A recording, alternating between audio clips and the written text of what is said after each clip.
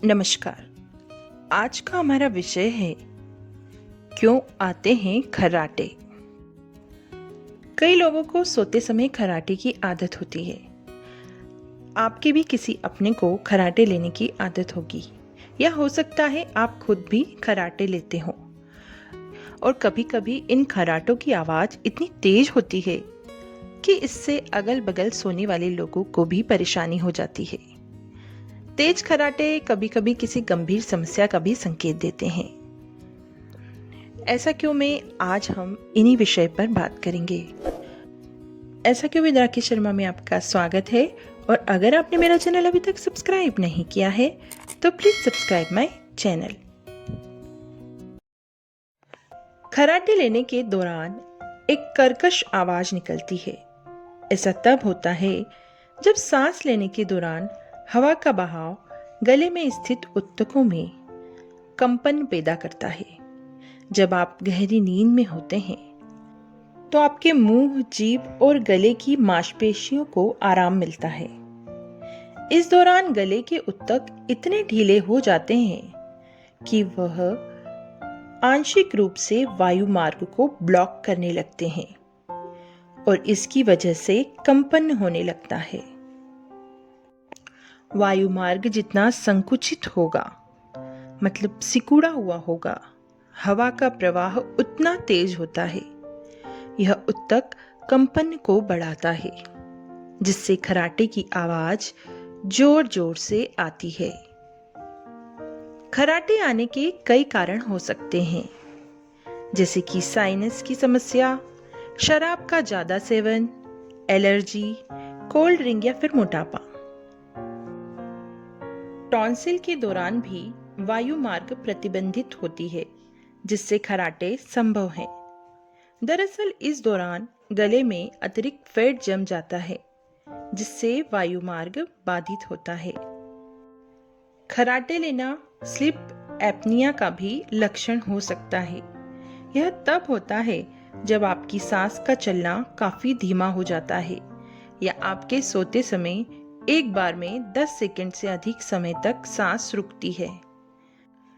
इस बीमारी का इलाज बेहद जरूरी होता है, क्योंकि इस दौरान सांस रुकने या अटकने से मौत तक संभव है। कुछ तरीकों से खर्राटों की समस्या से छुटकारा मिल सकता है, जैसे सोने की पोजीशन बदलने से। जब हम पीठ के बल सोते हैं तो जीभ और तालू वायु मार्ग को संकुचित करते हैं और उसकी वजह से नींद के दौरान कंपन की आवाज पैदा होती है। करवट लेके या साइड की तरफ सोने से इसे रोकने में मदद मिलती है।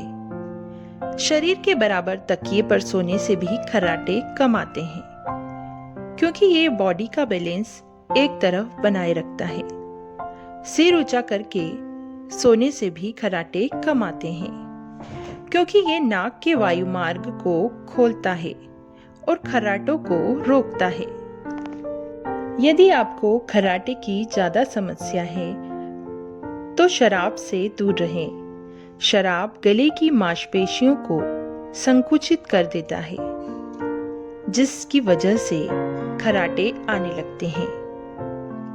एक्सपर्ट का कहना है कि सोने से 4 से 5 घंटे पहले शराब पीने से खर्राटे आने की संभावना बढ़ जाती है।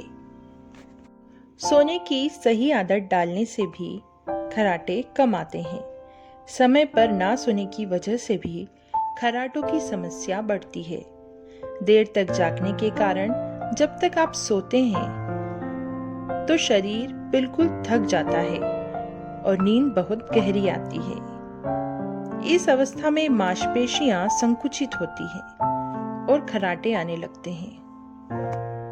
अपना तकिया बदल दें। कभी कभी तकिए की एलर्जी की वजह से भी खर्राटे आते हैं। तकिए में जमा धूल के कणों से एलर्जी हो सकती है, जिसकी वजह से खर्राटे आ सकते हैं। हर 2 सप्ताह में एक बार अपने तकिए को खुली हवा में रखें और हर 6 महीने में अपना तकिया बदल दें। इससे आपकी खर्राटे की समस्या कम हो सकती है। हाइड्रेट रहें। तरल पदार्थों का ज़्यादा से ज़्यादा सेवन करें और खुद को हाइड्रेट रखें। डिहाइड्रेट होने पर नाक और तालू चिपचिपे हो जाते हैं और इसकी वजह से खर्राटे ज़्यादा आते हैं। इसे दूर करने के लिए खूब पानी पिएं और खूब लिक्विड का सेवन करें। आशा करती हूँ मेरी यह जानकारी आपको जरूर पसंद आई होगी। पूरी वीडियो में आखिरी तक बने रहने के लिए धन्यवाद।